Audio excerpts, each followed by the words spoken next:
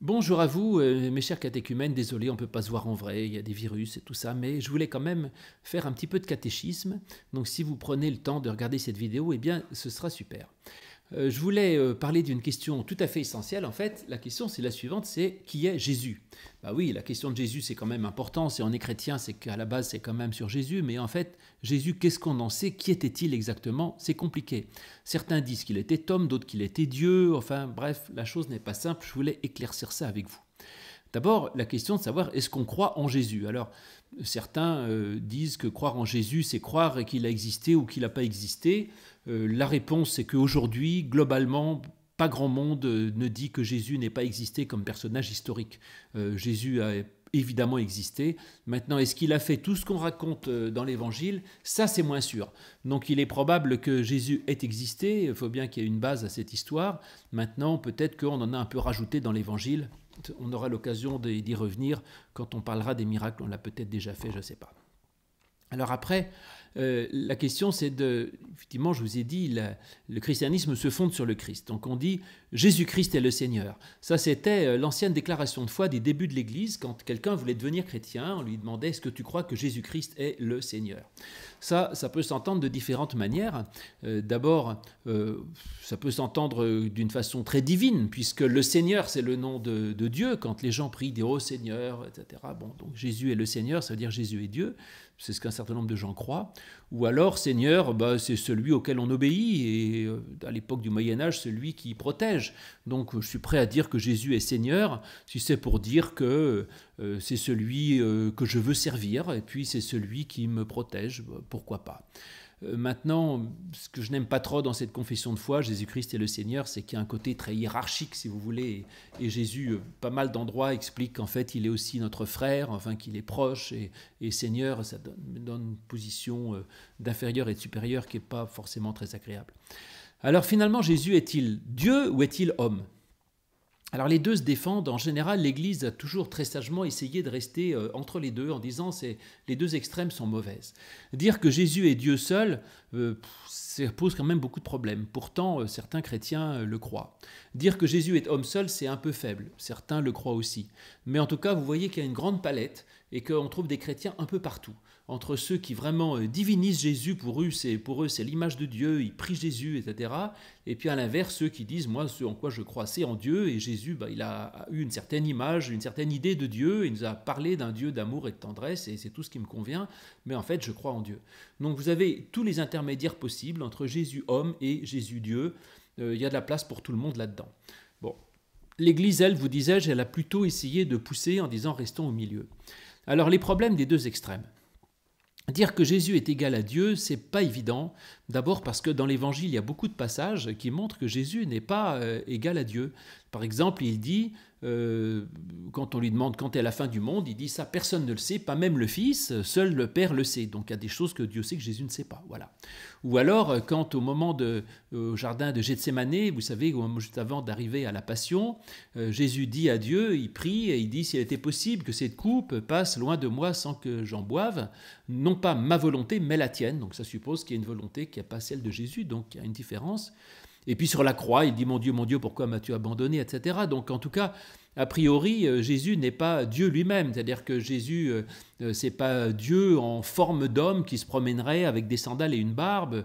Dieu n'a ni sandales ni barbe, et Dieu ne meurt pas sur une croix. Dieu, il est au ciel, il est éternel, il est transcendant, il est invisible au-delà de tout, et il ne peut pas se réduire dans un seul homme. Bon, ça c'est ma conception des choses. Donc moi, en tout cas, l'idée de Jésus égale Dieu, je n'aime pas trop ça. Mais certains y croient, donc laissons-les croire. Alors le problème, c'est que certains disent, oui, mais ça c'est induit par la Trinité, il faudrait qu'on en reparle une autre fois. Le Père, le Fils et le Saint-Esprit sont Dieu, chacun égal à Dieu. Eh bien oui, mais pas tout à fait, parce que dans la Trinité, ce qu'on appelle le Fils qui est égal à Dieu, c'est pas Jésus de Nazareth avec ses sandales, c'est la dimension éternelle de ce qui est divin et présent dans le Christ, le Verbe éternel de Dieu que Jésus incarne, et ça on peut dire que c'est Dieu. Enfin bon, dans tout cas, c'est pas vraiment Jésus, retenez juste ça. Maintenant, dire que Jésus est homme seul, c'est un peu limite aussi, hein. Pourquoi pas, mais c'est un peu limite. Parce que Jésus, c'est plus qu'un mec sympa qui a dit « aimez-vous les uns les autres et apprenez à pardonner ». Je crois que Jésus a vraiment quelque chose d'extrêmement proche de Dieu, si vous voulez. Alors, certains disent par exemple que Jésus était un simple prophète. Alors pourquoi Jésus n'était pas un simple prophète? Parce que le prophète, il dit la volonté de Dieu, mais il ne l'applique pas. C'est comme moi pendant mes cultes, hein, je dis aux gens aimez-vous les uns les autres et pardonnez-vous réciproquement, et puis moi j'ai du mal à pardonner à ceux qui m'ont fait du tort, et puis j'ai du mal à aimer les gens que j'aime pas. Voilà, donc en fait je n'applique pas ce que je prêche, mais je maintiens que ce que je prêche c'est très bien. Voilà, donc je suis un peu comme un prophète, je dis des choses vraies, mais je ne suis pas, j'ai pas la prétention à être l'incarnation du message que je prêche. Alors Jésus, lui, justement, est plus qu'un prophète parce qu'il dit des choses vraies et en plus il les intègre, il les vit. C'est-à-dire que là, l'évangile est important non seulement par ce qu'il dit, mais aussi par ce qu'il fait. C'est-à-dire que l'ensemble de sa vie est en fait un message. Et l'ensemble de sa vie est un exemple, enfin en tout cas, est quelque chose qui représente ce qu'il dit. Et donc Jésus est plus qu'un prophète, il proclame une parole et en plus il est l'incarnation de cette parole. Jésus a incarné son message, voilà. Et c'est d'ailleurs ce que dit l'évangile de Jean dans ce magnifique passage qu'on appelle le prologue au début de Jean, quand Jean dit au commencement était la parole. Donc c'était la parole c'était la parole de Dieu, tout a été fait par elle, etc. Et puis il dit un peu plus loin, et la parole a été faite chair. Alors ça ne veut pas dire que la parole elle devient quoi que ce soit, cette parole créatrice qui est la parole même de Dieu, parce que Dieu est un message pour l'humanité, un message de paix, d'amour, de création, etc., pour tout le monde. Et on dit cette parole, elle s'est trouvée présente en un homme qui est Jésus-Christ. Donc on peut dire que Jésus est l'incarnation de cette parole, il est l'incarnation du discours même de la volonté de Dieu, etc. Donc voilà pourquoi pour moi Jésus effectivement est plus qu'un simple homme. Et on pourrait le dire autrement, si vous voulez, dans le sens que en fait, il y a en nous tous, il y a du divin qui est présent. Mais en fait, en nous, il y a du divin, mais il y a aussi d'autres choses. Il y a aussi du mal qui est présent, de l'égoïsme, etc. Et en fait, en Jésus, sa partie divine, elle remplit tout. C'est-à-dire que Jésus est entièrement rempli par Dieu. Donc Dieu est pleinement présent en lui, alors qu'en chacun de nous, il y a un peu de Dieu et un peu d'autres choses. Donc on peut se dire en ce sens que Jésus n'est pas juste un simple homme sympathique, il est vraiment l'incarnation de la parole, du discours, je vous l'ai dit, ou on peut dire aussi qu'il est l'incarnation de Dieu. Alors l'incarnation de Dieu, ça ne veut pas dire que Jésus sera un homme et puis qu'à la place de la tête, il y aurait Dieu qui pilote, si vous voulez, hein, mais ça veut dire qu'en lui, cette présence de Dieu est pleine, complète en fait en lui, même si Jésus est quand même pleinement homme. Alors je vous disais, la théologie chrétienne a toujours insisté pour essayer de mettre Jésus un peu ni trop du côté de l'homme, ni trop du côté de Dieu, mais en disant Jésus est à la fois homme et Dieu. Alors ça c'est difficile à comprendre, à la fois homme et Dieu. Il est un homme entièrement parfait, entièrement homme, je dirais, qui est parfaitement uni à Dieu. Et donc il y a une sorte de communion entre Jésus et Dieu qui est extraordinaire et qui n'a été atteinte par aucun être humain et qui est plus que tout ce qui peut être dans aucun être humain. Et donc Jésus, il est le point de rencontre, je dirais, entre l'homme et Dieu. Alors, on peut dire ça, Jésus, c'est le lieu, quelque part, dans le monde où tout à coup, l'homme et Dieu, tout à coup, coïncident, une sorte de coïncidence entre deux réalités, entre l'humain et le divin, tout à coup, se trouvent parfaitement en phase et réunis en un. Et donc, Jésus, c'est l'image de l'homme uni à Dieu, ce à quoi nous sommes tous appelés, autrement dit, en quelque sorte. On pourrait dire autrement, c'est que Jésus est représenté par la croix, ce qui est une bonne idée, parce qu'en effet, la croix, c'est le vertical. Le vertical, c'est Dieu, c'est la relation spirituelle, et puis l'horizontal, c'est l'homme. Et Jésus est l'endroit où tout à coup le spirituel rencontre le matériel ou rencontre l'humain. Et donc, c'est la croix. Et en fait, ce point de rencontre, qui est le point de rencontre entre l'homme et Dieu, est forcément un point de rencontre un peu compliqué. À la fois, c'est bien pour nous parce que c'est là que Dieu rencontre l'homme. Donc c'est là, si on veut chercher Dieu, on va chercher dans le Christ et on se rapproche finalement du point où Dieu rencontre l'homme, ce qui est une bonne chose. Et en même temps, les points de rencontre entre deux réalités, c'est toujours un peu compliqué. Et on en parlera au moment de Pâques. C'est en particulier une histoire que j'aime beaucoup, qui est celle du Mascaret. Vous savez, le Mascaret, c'est quand un fleuve descend et quand un fleuve rencontre la mer, au moment où la marée monte, il y a deux courants contraires qui se rencontrent et là, ça crée un tourbillon. Il s'appelle un mascaret. Et je crois d'ailleurs que c'est la fille de Victor Hugo, Léopoldine, qui est morte dans le mascaret de la Seine. Elle voulait traverser la Seine. À ce moment-là, il y a le mascaret qui arrive, qui renverse la barque où elle se trouvait, et Léopoldine meurt noyée dans la Seine. Eh bien, le mascaret, c'est ça. Et en fait, Jésus, il est le lieu du mascaret entre Dieu et entre le mouvement de Dieu vers l'homme et le mouvement de l'homme vers Dieu. Et là, ça crée une turbulence. Et peut-être que la croix du Christ et la mort du Christ, c'est ça, parce que c'est toujours compliqué quand l'humain rencontre le divin. C'est pas simple. De même dans nos vies d'ailleurs, là, il y a toujours une lutte, une querelle permanente entre notre égoïsme et notre volonté de générosité, entre moi et les autres. Donc c'est forcément des combats intérieurs, autrement dit, qui arrivent.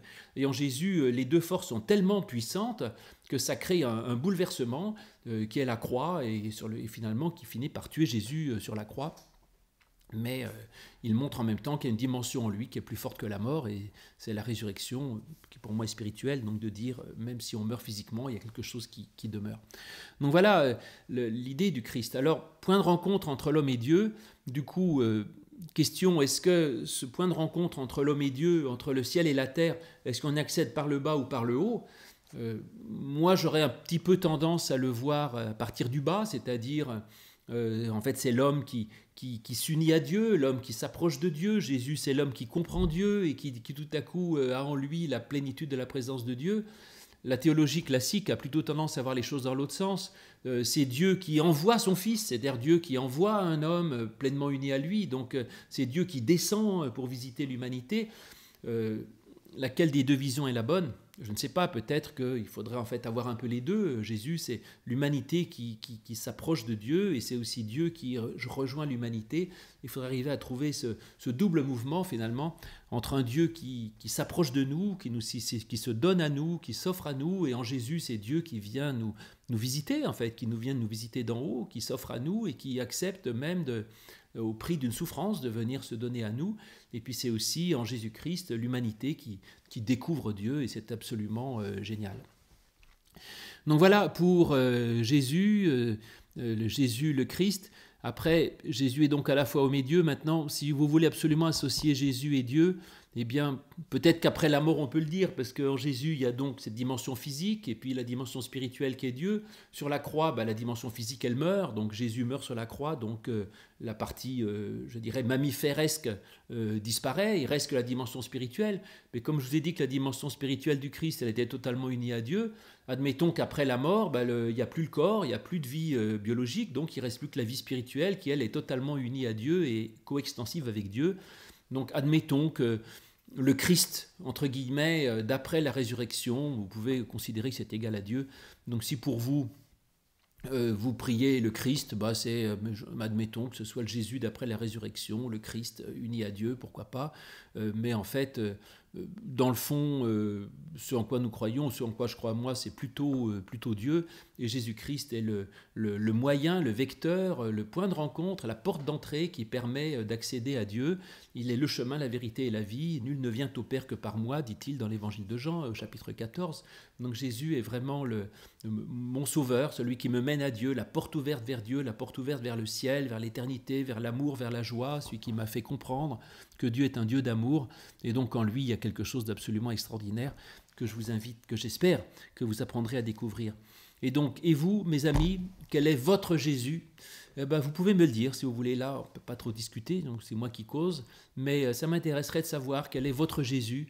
Je vous ai dit un peu le mien, mais il y a 1000 manières de gérer son rapport au Christ, de gérer son rapport à Jésus, et chacun le fait à sa façon, comme il l'entend. Et donc, si vous voulez, dites-moi quel est pour vous votre Jésus. Est-ce qu'il est très très très homme, très simple, il dit qu'il faut s'aimer, etc. Ou est-ce qu'au contraire, Jésus, c'est vraiment pratiquement Dieu lui-même ? Est-ce que pour vous, il est très important ? Certains ont une foi très christocentrique, centrée sur le Christ, d'autres très théocentrique. Je ne sais pas. Quand j'étais jeune, j'étais assez christocentrique parce que j'ai Dieu, je ne vois pas trop ce que c'est. Le Christ, je vois bien. Donc c'était plus facile de croire dans le Christ et dans son évangile qu'en Dieu. Plus je vieillis et plus je crois en Dieu plus qu'en Jésus. Mais bon, je crois en Dieu par Jésus, donc tout va bien. Voilà, mes amis, à bientôt et soignez-vous bien, soignez-vous contre les virus et tout ça. Et puis, j'espère que la prochaine fois, on se verra en vrai. Sinon, je continuerai mes petites vidéos. Au revoir.